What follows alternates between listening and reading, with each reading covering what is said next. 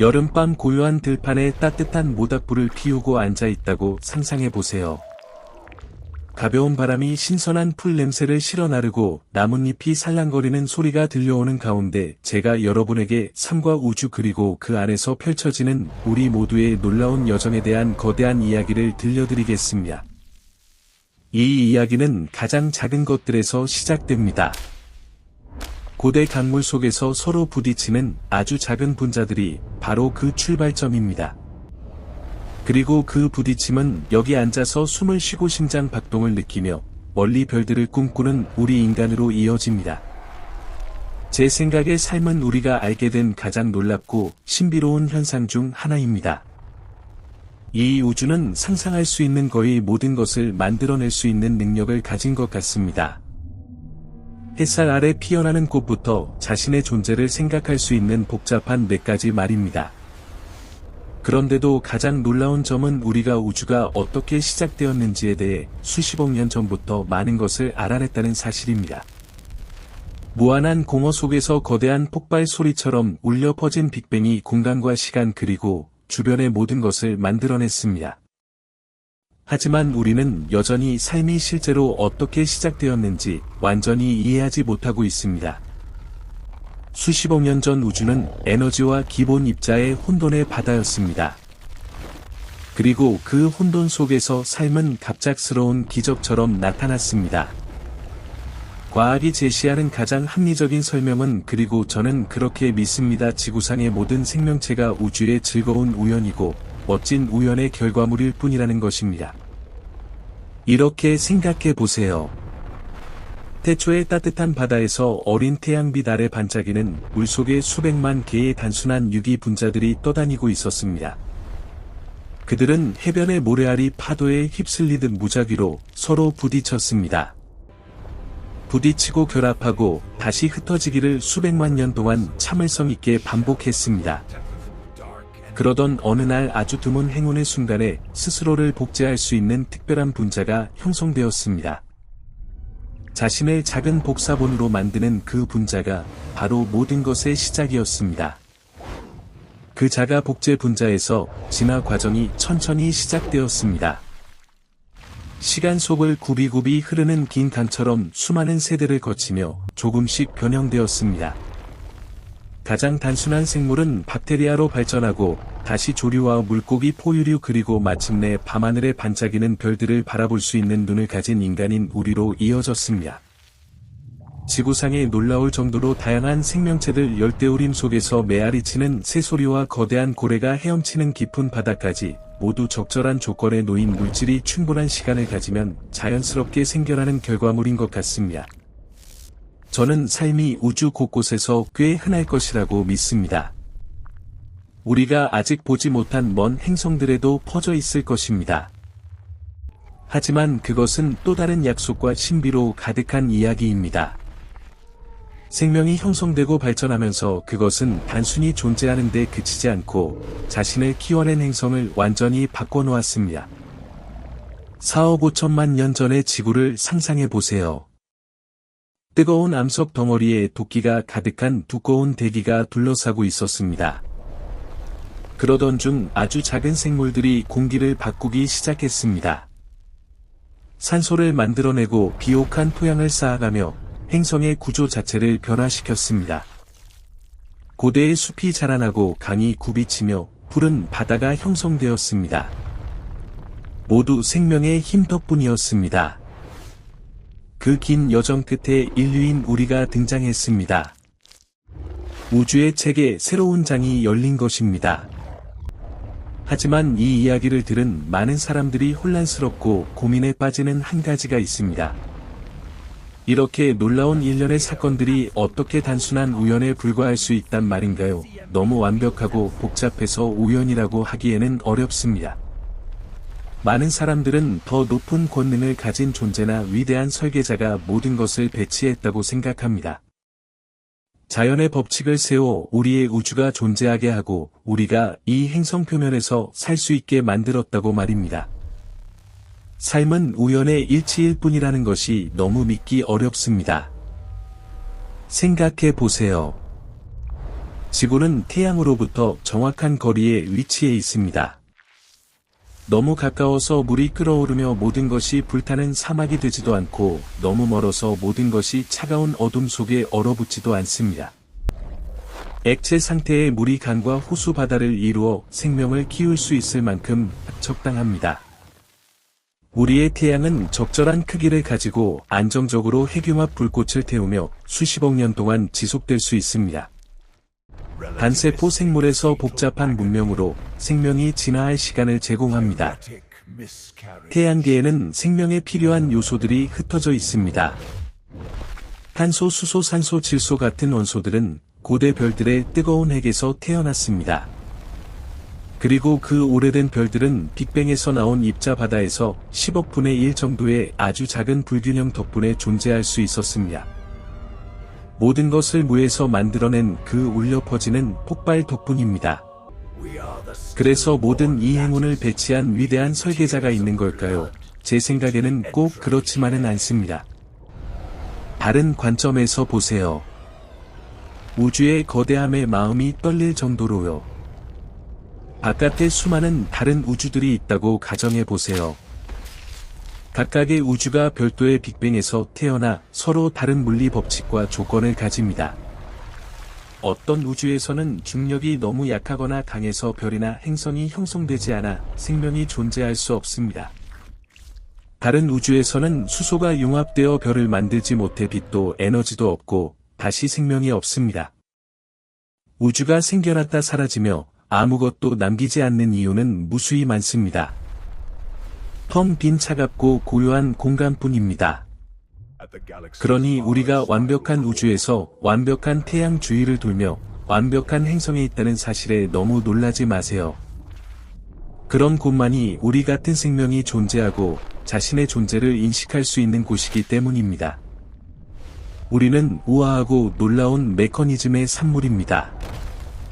인류학적 원리라고 불리는 것인데 우주는 생명을 위해 딱 맞게 조정된 것처럼 보이지만 그것은 우리가 안에서 관찰하고 있기 때문입니다.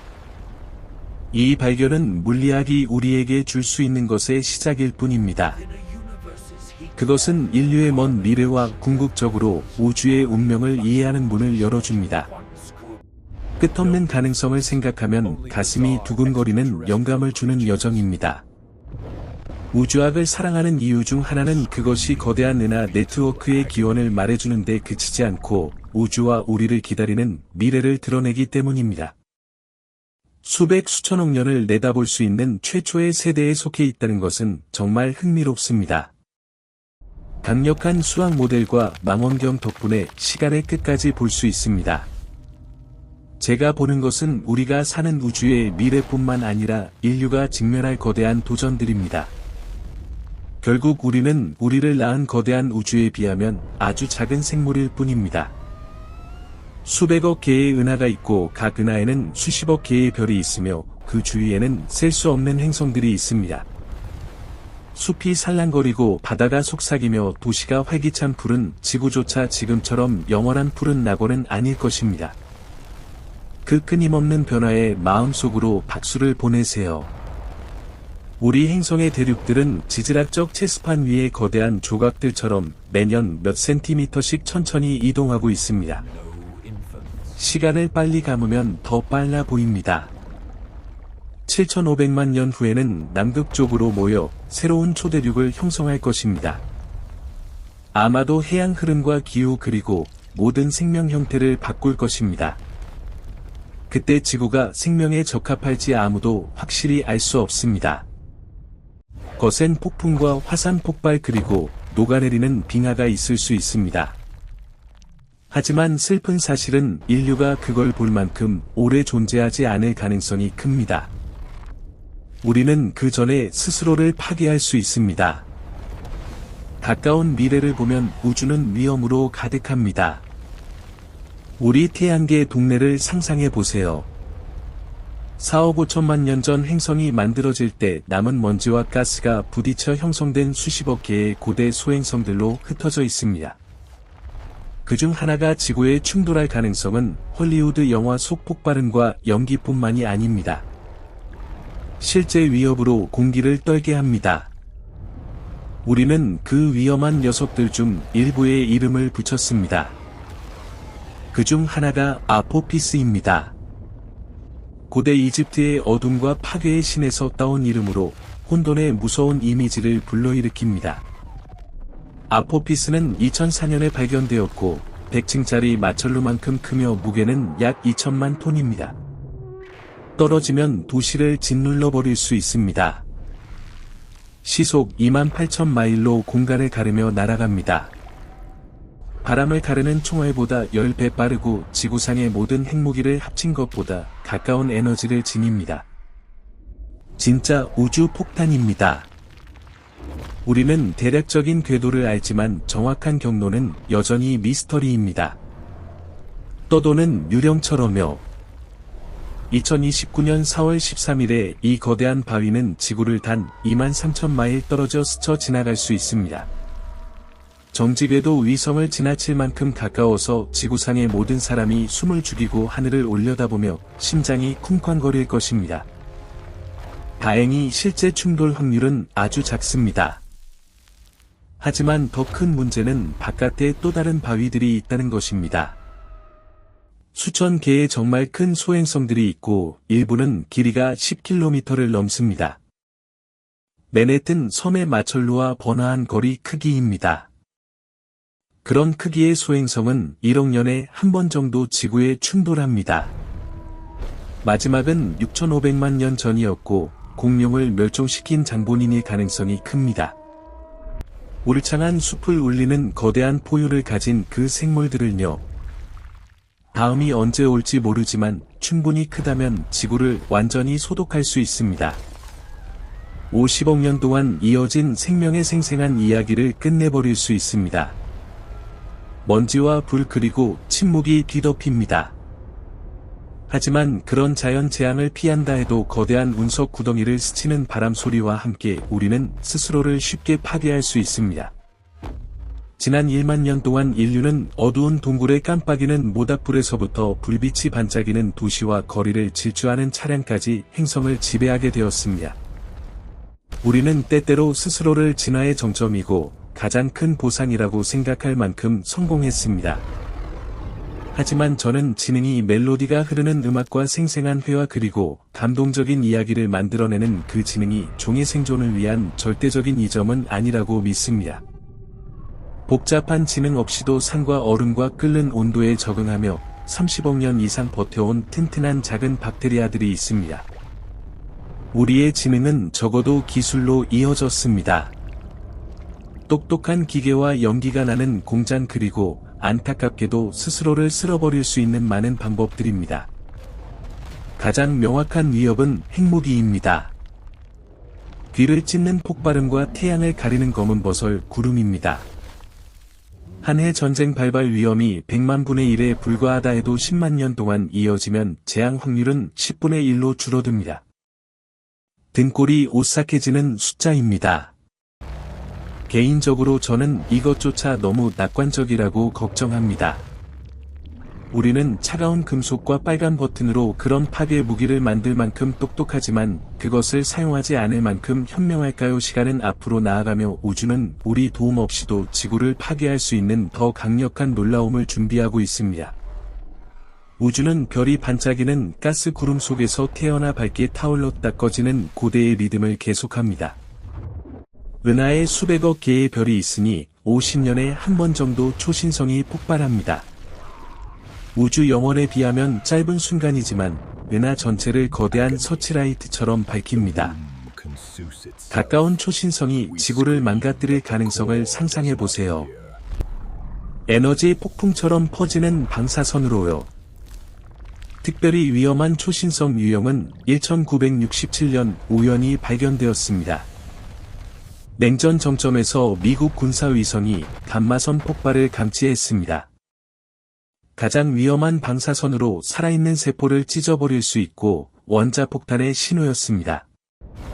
처음에는 소련의 새 폭탄 증거라고 생각하며 긴장감에 심장이 뛰었습니다. 다행히 실험실의 조명 아래 데이터를 꼼꼼히 분석한 끝에 감마선 폭발이 깊은 우주에서 온다는 걸 알았습니다. 지구가 아니라요. 수십 년이 지나도 원인은 확실치 않지만 널리 받아들여지는 이론은 감마선 폭발기라고 불리는 특수 초신성 때문입니다. 게다가 8,000광년 떨어진 거대한 나선형 플라스마 구름 속에 가까운 위협이 숨어 있을 수 있습니다. WR104라는 별입니다. 별 깊숙이 뜨거운 핵이 수명을 다하며 가스 껍질을 던져냅니다. 우리가 생각하는 대로라면 죽을 때 2개의 집중된 방사선 빔을 만들 것입니다. 별이 스스로 파괴되며 우주 레이저처럼요. 각 빔은 태양이 평생 내는 에너지보다 많습니다. 우주에서 가장 밝은 현상으로 어떤 망원경도 눈이 멀게 합니다. WR104가 그렇게 할지 빔이 지구를 겨냥할지 아무도 확신하지 못합니다. 하지만 만약 그렇다면 우리는 강렬한 방사선 목욕을 하게 됩니다. 화려한 오로라가 리본처럼 하늘에서 춤추지만 동시에 오존층을 벗겨내 태양의 치명적인 방사선을 쏟아붓습니다. 피부를 태우고 생태계를 파괴합니다. 공상과학처럼 들리지만 4억 5천만 년 전 오르도비스기 대멸종 때 일어났을 수 있습니다. 바다가 조용해지고 숲이 말라 죽으며 생물의 절반 이상이 사라졌습니다. 한 설명은 감마선 폭발이 행성을 붕괴시킬 만큼 조사했다는 것입니다. 누구를 걱정하게 만들고 싶지는 않습니다. 그런 이미지에 심장이 빨리 뛸지도 모르지만 인류는 지구 밖으로 모험을 떠나 바람 속 씨앗처럼 퍼져야 한다고 생각합니다. 계란을 여러 바구니에 넣는 게 현명합니다. 다른 행성에 식민지를 건설하는 거죠. 다행히 그 과정은 시작되었습니다. 로켓 엔진의 굉음과 하얀 연기로요. 제 생각에 아폴로 11의 1969년 발사는 인류 역사에서 가장 중요한 순간입니다. 우주 전체의 전환점입니다. 인간 형태의 생명이 고향 행성을 벗어나 우주로 나간 때입니다. 우주 비행사들의 설렘에 찬 심장 박동과 함께 달 표면에 발을 디뎠습니다. 신발 아래 먼지가 날리고 진공 속 고요함 속의 발자국이 지금도 그대로 남아 있습니다. 우주의 다음 장 시작을 증명하듯이요. 생명이 우주의 다른 부분으로 퍼져나가는 것입니다. 우주가 늙어가며 별이 꺼지고 은하가 멀어질 때 우리는 달보다 멀리 가야 합니다. 적어도 화성까지요. 먼지 폭풍이 휘몰아치고 고대 화산이 있는 붉은 행성으로요. 우리 진화와 우주 이야기에서 중요한 역할을 할 수 있습니다. 로봇 탐사선들은 화성이 장엄하게 아름답지만 위험하고 황량한 곳임을 보여줍니다. 그랜드 캐년을 수천 배 키움 깊은 협곡과 차가운 바람에 날리는 붉은 모래 그리고 황혼의 분홍빛 주황 하늘입니다. 그곳에서 개척자가 되는 건 흥분으로 심장이 뛰지만 도전적일 것입니다. 우선 추워요. 화성은 지구보다 태양에서 5천만 마일 더 멀어 절반의 따뜻함만 받습니다. 온도는 화씨 80도에서 몇 분 만에 영하 200도까지 떨어집니다. 보호복을 스치는 바람 소리가 들립니다. 추위가 죽이지 않으면 낮은 중력이 할 겁니다. 화성은 지구 크기의 절반으로 중력은 38%입니다. 뼈가 마른 가지처럼 약해지고 근육이 오랜 시간 후 위축되어 지구로 안전하게 돌아올 만큼 힘이 부족해집니다. 몸이 가볍지만 연약한 느낌입니다. 낮은 중력은 대기도 유지하기 어렵게 합니다. 이산화탄소 야른층으로 지구 대기의 1% 압력입니다. 에베레스트 꼭대기를 몇 배로 한 것처럼 숨이 가쁩니다. 그 공기는 태양의 해로운 방사선으로 가득합니다. 화성은 보호 자기장과 오존층이 없어 자외선이 바늘처럼 뚫습니다. 초기 탐험가들은 노출을 줄여야 합니다. 아마 어둡지만 안전한 지하 동굴에서 살며 공기 정화기 윙잉 소리를 들을 것입니다. 하지만 언젠가 화성을 강하게 바꿀 수 있습니다. 거대한 우주 거울로 햇빛을 반사해 따뜻하게 하고 에너지를 공급합니다. 첨단 기술로 극지 얼음을 녹여 강을 만듭니다. 심지어 방사선을 차단하는 거대한 유리 플라스틱 돔을 세우고 내부 공기를 풍부하게 합니다. 500년이라는 우주 역사에서 짧은 시간 안에 화성은 독특한 음조의 언어와 반짝이는 화폐 그리고 독특한 요리를 가질 수 있습니다. 그래도 어딘가에서 뜨거운 햄버거를 살 수 있을 거라고 장담합니다. 고기 굽는 냄새가 퍼지며요.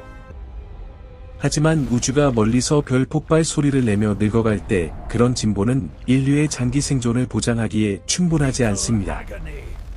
더 멀리 보면 태양계는 수많은 이전 시스템처럼 사라질 것입니다.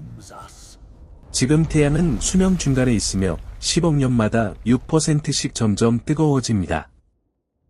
느린 불꽃이 열을 높이듯이 50억 년 후 태양 표면 온도가 거의 200배 증가하면 지구는 녹아내린 암석공이 되고 바다가 안개처럼 증발하며 생명은 오래전에 사라집니다. 피할 수 없는 운명으로 푸른 집의 연약함을 느끼게 합니다. 하지만 태양은 더 무서운 것을 저장하고 있습니다. 연료가 닿으면 70억 년 안에 적색 거성으로 팽창합니다. 현재보다 200배 커지고 지름 200만 마일로 수성과 금성을 삼키고 어쩌면 영혼 없는 지구도요. 붉은 불꽃이 퍼집니다. 그러나 우주는 끊임없이 진화하며 우리가 생명을 보존하면 새로운 기회가 나타납니다. 2007년에 발견된 글리제 81D를 생각해보세요. 지구와 비슷한 암석 행성으로 질량은 7배입니다.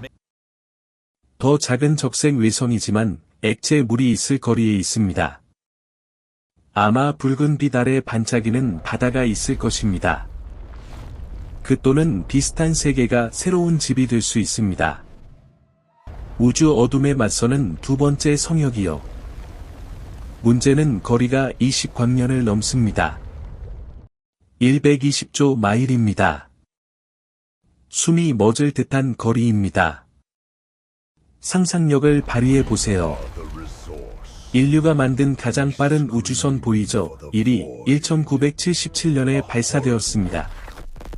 30년이 넘도록 13억 마일을 날아 목성의 소용돌이 구름과 토성에 반짝이는 고리를 방문하며 중력으로 가속했습니다.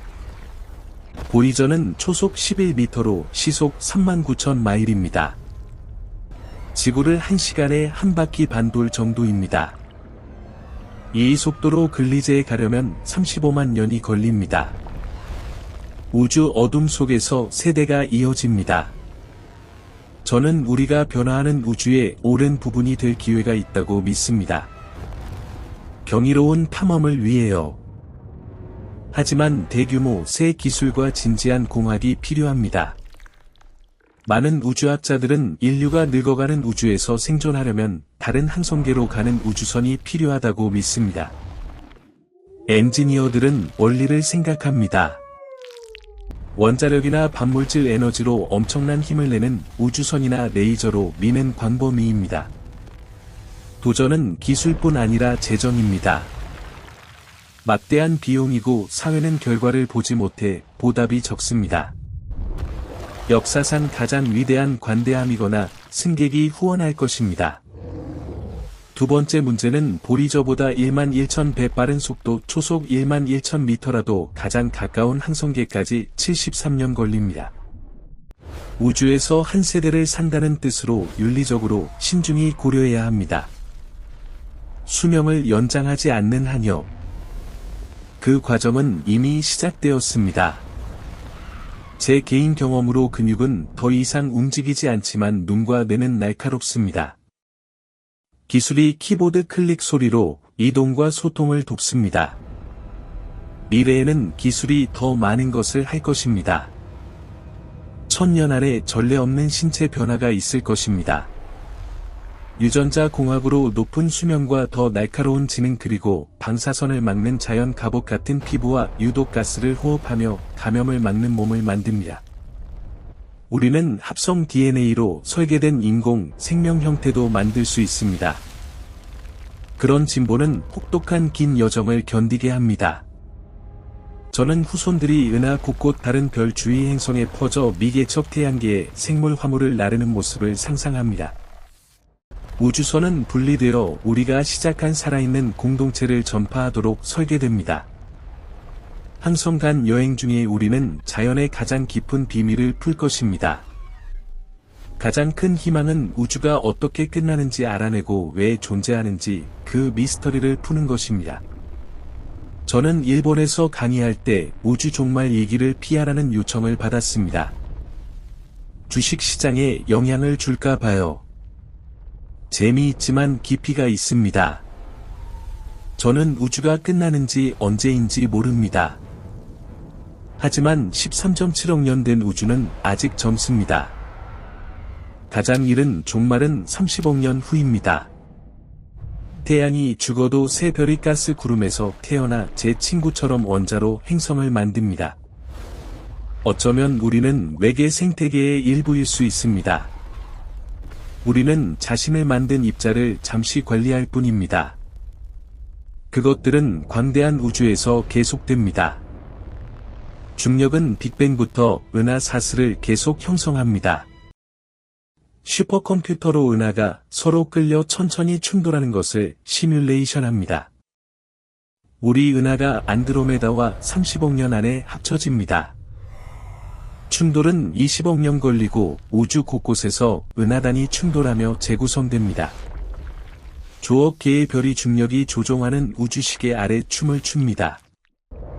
우주는 인간 시간 척도로 풀면 소용돌이처럼 보이지만 영원히 계속될까요? 해결은 시작으로 돌아갑니다. 빅뱅 팽창을 일으킨 것은 무엇일까요? 그것을 이해하면 운명을 알 수 있습니다. 열쇠는 암흑 에너지입니다. 중력이 물질을 끌어당기는데도 공간을 서로 멀어지게 밀어내는 신비한 형태입니다. 암흑 에너지가 우주를 부풀리고 그 행동에 운명이 달려 있습니다. 약해지면 중력이 이기고 20억 년 후 우주가 빅크런치로 역전됩니다. 모든 것이 블랙홀로 삼켜져 시작처럼 작은 점이 됩니다. 하지만 더 가능성은 암흑 에너지가 영원히 팽창을 밀어내 모든 것이 넓고 차갑고 어두워지는 빅7입니다. 중력이 패배합니다. 그것이 우리가 아는 끝입니다. 아니면 우리가 새 우주로 항해할 수 있습니다. 우리는 왜 우주가 존재하는지 이해할 때만 알게 됩니다. 그걸 밝혀내면 우리 우주뿐 아니라 옆 우주의 주인이 됩니다. 끝없는 영감을 주는 여정입니다.